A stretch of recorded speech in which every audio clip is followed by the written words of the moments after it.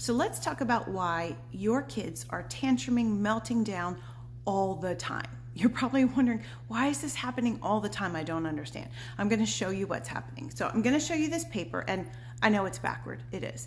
So when I think about any given human being, I think of them from 1 to 10, 10 being the most dysregulated they are, the most angry, the most sad, the most anxious, whatever the big emotion is, the full-on meltdowns, that's a 10. 1 is the most calm and relaxed they've ever been, the most peaceful, the most happy and content. Where we want to be most of the time is 1, 2, or 3. When we're at a 1, 2, or 3, we are calm. We understand the consequences to our actions. We can find solutions for ourselves. We can regulate well. We can go with the flow. We can play. We can have a good time. 4, 5, 6, and 7, that's where we're starting to get into the tricky zone, the trouble zone. That's where you see a lot of whining and crankiness and irritability and inability to do things and frustration. So it's not a full-on meltdown, but they are starting to get dysregulated, and you can see it in their behaviors and their words. You might see negative self-talk from a person at that point.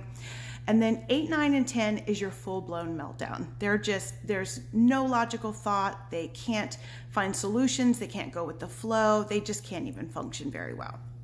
So what's happening is if your kid is melting down all the time, or for weird reasons, like you're like, this little thing happened and there was this huge reaction, and I don't understand why there was this big reaction, is because your kid is probably running at a 7 or an 8 most of the time.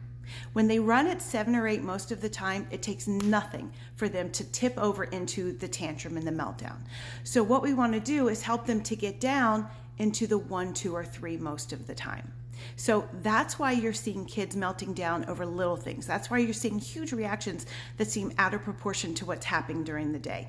They're just here all the time. They're running at a low-grade anxiety or stress or anger or whatever the big emotion is, and so it takes so little to tip them over.